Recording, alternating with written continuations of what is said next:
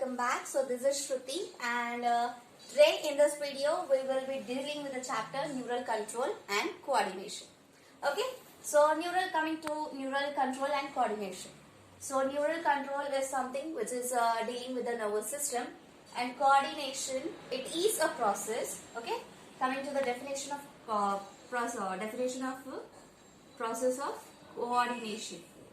Okay, coordination, it is a process in which two or more organs, what they will do is they will integrate one another and complement the function of one another. Okay, two or more organs will be coordinated together and they will complement the function of one another. So coming to the definition of coordination, it is a process where two or more organs, they will complement the function of one another. Okay, so in our human system, the coordination system is performed by the neural system as well as the endocrine system. Now these neural system, what it does is it sends point to point or end to end connections for the rapid transmission of impulses. Okay, so these neural system, it has end to end or point to point connections so that the information passage is efficient enough or speed enough. And the endocrine system, what it does is with the help of the secretion of certain hormones, the entire integration of the body is maintained. Neural system has end-to-end connections. It will help in maintaining coordination through these end-to-end signals, whereas the endocrine system maintains the chemical integration of the entire body through the secretion of various hormones. Okay, so in this chapter we will be dealing individually with the neural system. Okay, so in the other chapter we will be dealing with the endocrine system, but here we are going to deal with the neural system, the mechanism of the neural system, like how the generation of nerve impulse occurs, how the transmission occurs, and how it is conducted along the length of the nerve fiber. Okay, so coming to the introduction part, we have done with the coordination definition. We have also known that how the neural control and coordination is done by neural system and the endocrine system. Okay, so now coming to the neural system. The neural system which we have is it consists of specialized cells called as the neural cells. Okay, so these are the specialized cells. Neural cells are the specialized cells which are present in the nervous system. And when you compare these neural cells, what they will do is, firstly they will detect, okay, any signal. First they will detect, then they will receive, and then they will transmit. Okay, so anything, the neural system, or if you even touch or something, first the detection process occurs, then it is received by your brain, and after the receiving, and the entire impulses is transmitted. Okay, so this is the pathway of the neural cell. Now in the lower vertebrates such as the hydra, you will find really simple neural system. It has only simple neural cells. Okay, when you talk about a little more detailed organisms, okay, insects, they have a more detailed kind of neural system because they have ganglions, certain number of ganglions they have certain nervous tissues along with this neural cells. They have neural cells along with certain ganglions and other specialized tissue called as the nervous tissue. Now when you talk about the vertebrates, they have a really complex and detailed kind of neural system. Okay, so we have done with the introduction, we have done with the neural system. Like in lower vertebrates, hydra, they really have a simple kind of nervous system. Insects have a little detailed one, whereas coming to humans, they have a more detailed type of neural system. Now coming to the human neural system. Okay, so the human neural system, it has the central nervous system, it has the peripheral nervous system. Okay, so nervous system, it has brain, it has the spinal cord. Okay, so this structure will form the nervous system. Now the central nervous system, what it does is, it is an site for information and processing. Whatever you see, the information it will gather, then it will process, then it will again send back the impulses. So that is the function of the central nervous system. So neural system is divided into central nervous system and the peripheral nervous system. Now the central nervous system, it is divided into brain, and the spinal cord. It has two parts, brain and the spinal cord. Whereas the peripheral nervous system, it is moreover related to all the nerves which are present in your body. So this is related again to afferent and efferent. Afferent is the sensory and efferent is motor. So coming to these afferent and efferent, what it does is from the tissues the sensation is carried to the brain in the afferent nervous system. Whereas in efferent it is the motor, right? So what it will do is from the brain the sensation is carried to tissues or various kinds of organs.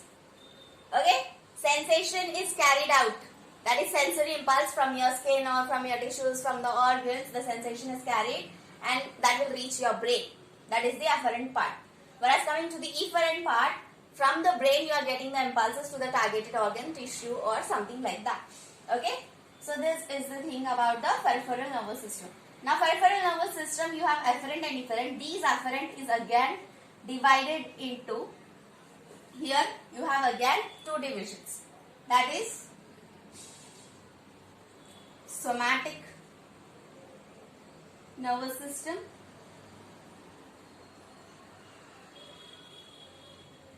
okay, you have the somatic nervous system. The somatic nervous system is moreover related to the muscular part and the autonomous nervous system. Okay, so the afferent part, whatever is there, sensation part, somatic nervous system, it is related to the muscular part. So the sensations from the brain will reach to the skeletal muscles. Okay, whereas in the autonomous nervous part, what happens is sensation from your brain will reach to the involuntary muscles. Involuntary muscles. Okay, here you will get to the skeletal muscles. Here you are getting to the involuntary muscles. The autonomous nervous system is performing the involuntary function which is not under the control of your brain, such as the visceral organs, stomach, kidney. They'll perform their function with involuntary. So that will be this, and these will carry its sensation to the muscular part, that is the skeletal part, and this is to the smooth muscle part.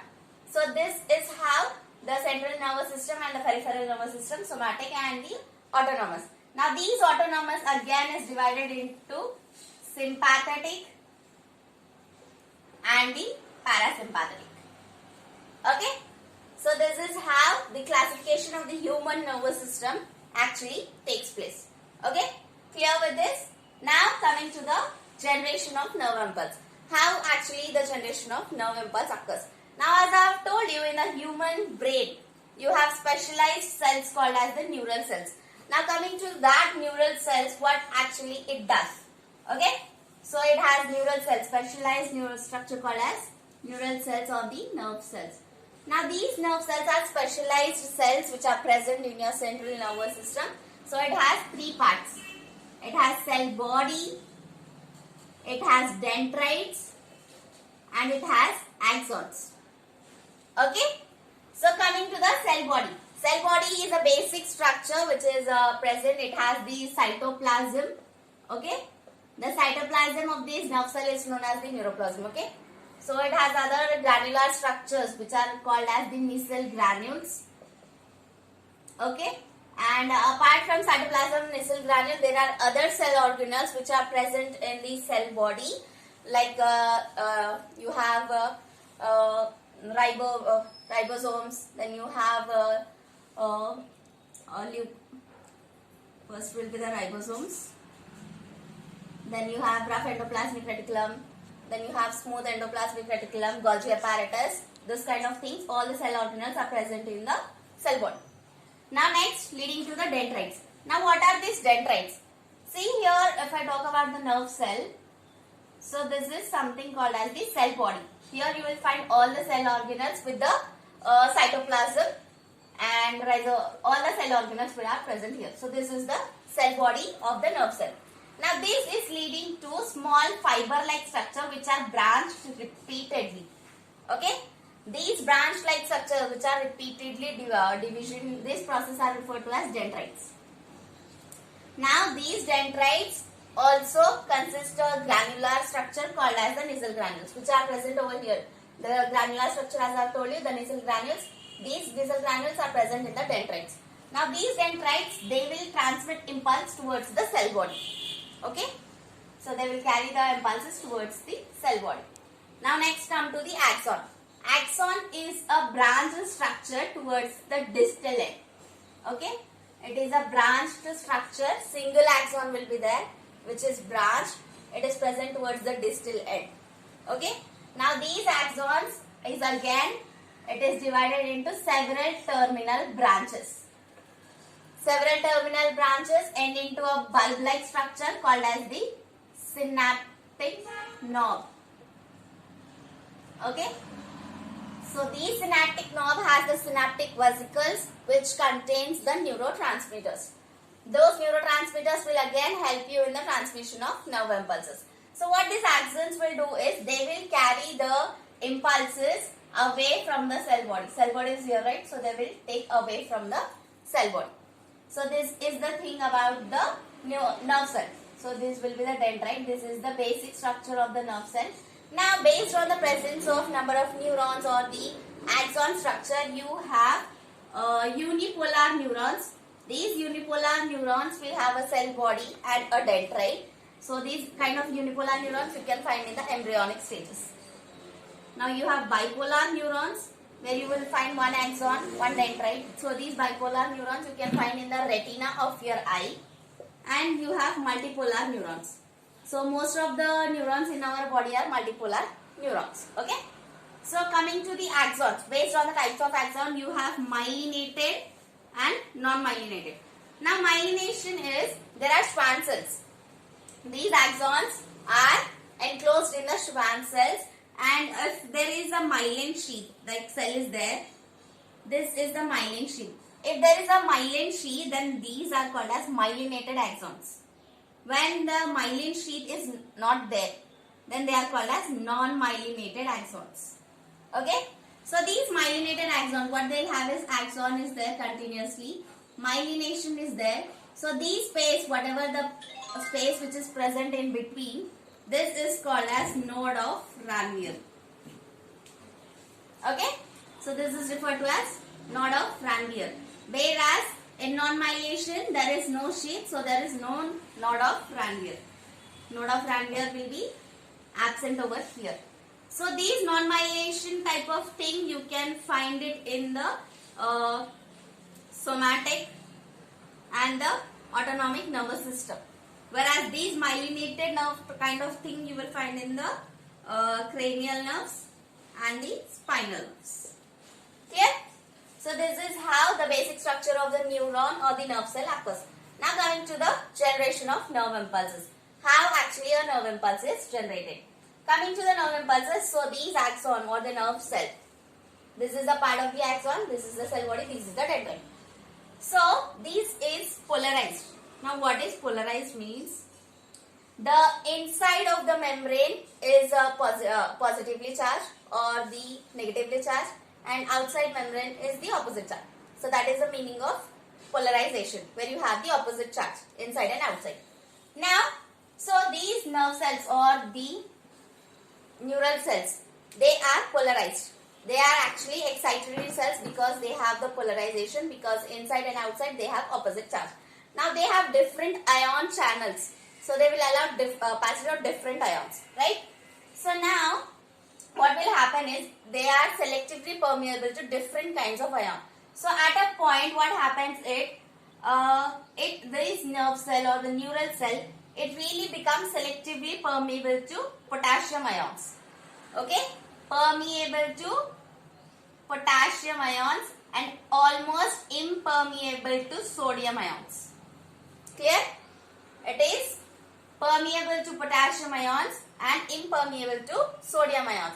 At the same time, similarly, what happens is it becomes almost impermeable to negatively charged proteins. Okay? So this is inside, this is outside. So due to this, the sodium ions are being impermeable, and the larger proteins which I have told you, it is becoming impermeable to even that. So polarization occurs. Due to the polarization, Now the action potential which is generated at this point is referred to as stimulation or the action potential. Clear? Till here polarization is done because the sodium is being permeable, sodium is being impermeable, potassium is being permeable. Polarization occurs and this is known as the action potential or the stimulation or the stimulus is applied. Now after that what happens? Okay, so after that, now once this is done, the inside which is there, the cell, the inside cell, here till now here the inside cell was being negative and outside was being positive, right? So after this what happens is reverse of polarity occurs. When reverse of polarity occurs, what happens is the inside becomes negative whereas the inside becomes positive and outside becomes negative. So reverse of polarity occurs. Clear? So reverse means inside here it was positive and outside inside it was negative, outside it was positive. Okay? And here the reverse of polarity occurs. So now there is difference. Concentration gradient is maintained. How the concentration gradient is maintained is with the help of sodium and potassium pump theory. Now what happens here is 3 sodium goes out, so 2 potassium gets in. So like this the concentration gradient is maintained. So whatever the concentration gradient is maintained across the plasma membrane. So here you will have the plasma membrane. Whatever the concentration gradient is maintained over here at this resting membrane. So this potential is called as the resting membrane potential. Okay. So this is the resting membrane and the electric potential which is created because of this, because of these polarization. This is referred to as resting membrane potential. So this is how the generation of nerve impulse occurs. Firstly, it is permeable only to the sodium and impermeable to the, first it is permeable to potassium and impermeable to sodium. Then later what happens is reverse of this occurs. Then concentration gradient is maintained with the help of this sodium and this potassium theory. The 3 sodium, if they go out, potassium comes in. Then the membrane electric potential is generated over this plasma membrane, which is referred to as resting membrane potential. So this is how generation of nerve impulse occurs. Now how it does once the stimulation is done here, how it is conducted along the length of the axon. So this mechanism, how it occurs, now we will see that. Now if you take this is as site A, okay, this is site A and you are giving stimulus over here. An action potential is generated. So now at the beginning what it does is it is being permeable to sodium ions. So once it is permeable to sodium ions, there is rapid influx of sodium ions. More and more sodium ions are getting inside. So more and more sodium ions are getting inside means the inside of the cell is being positive, outside is being negative. Clear? Polarization occurs, action potential. Okay, action potential is generated at this A. So now this is referred to as stimulus and the action potential. Okay, so this is thing happen. Now a little ahead there is a site B. Okay, now site B, what happens over here is same thing, action potential you are giving, but what happens over here, the sodium is getting out. That means the inside becomes negative whereas the outside becomes positive. So this is the thing with the side B. Now how the flow of current or the flow of charge occurs is inner surface and the outer surface. So the current flows from positive to negative. Okay, inner surface it will flow. This is the inner surface, right? So inner surface at site A. At site A, so the current flows from the negative to the, from the positive to the negative. Negative to positive. Negative to positive, it is flowing. Now outer, how it will flow? Same again. Okay. So first we'll conduction of nerve impulses. First we are giving the stimulation at point A. When the action potential is generated, So these pulses will lead to the opening of the sodium channels. Once the sodium channel opens, there is a rapid influx of sodium ions. So once the sodium ions get in, the inside cell becomes positive. The inside of the cell is being positive over here, outside becomes negative. So this is called as the action potential or the stimulation. Polarization done here. Now a little ahead, there is a site B. Again the same process occurs, stimulation occurs. So what happens over here is the inside of the cell becomes negative, whereas the outside becomes positive. Now how the flow of current and the concentration gradient is maintained is to flow the current from inner surface. Okay, inner surface. So how the current will flow is from site B to site A. Okay, from site B to site A in the outer surface. Site B to site A. So it will flow from site B to site A in the outer surface, whereas in inner surface how the current flow is from site A to B. That is, the flow of current is from positive to negative. So this is the outer surface, right? So outer surface mein, this is the side B, from positive it will go to negative. Whereas in inner surface how the current flow is from side A to side B. So in this way reverse of polarity occurs because the flow is different over here. Outside the flow is different, inside the flow is different. Polarization occurs, concentration gradient is maintained. Hence the electric potential which is generated at the site A, action potential as I have told you, whatever is generated is being transmitted to site B. So this is how the entire process occurs. The impulse is generated, it is transmitted from site A to site B.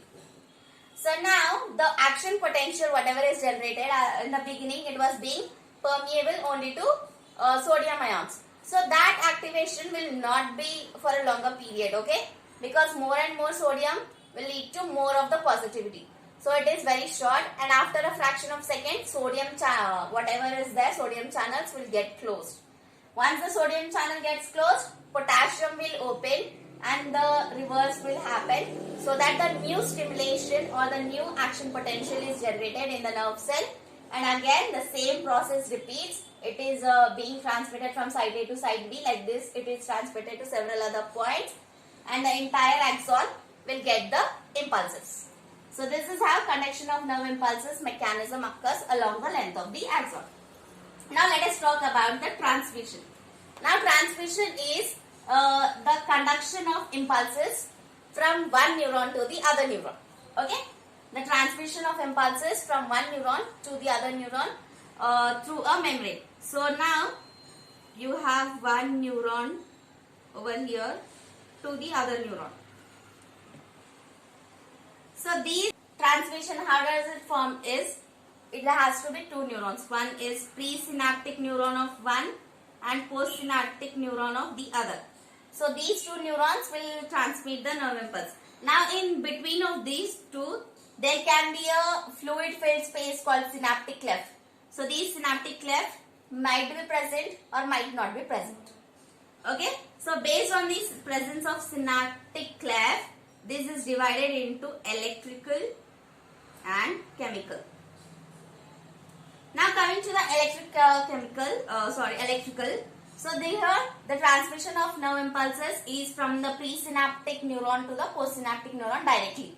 Like how this is occurring directly, there is no membrane or no synaptic cleft in between, there is no fluid filled space. Directly the transmission of nerve impulses occurs along the length of the axon. These type of electrical impulses are actually much more faster when compared to chemical, but these are quite rare in our human body.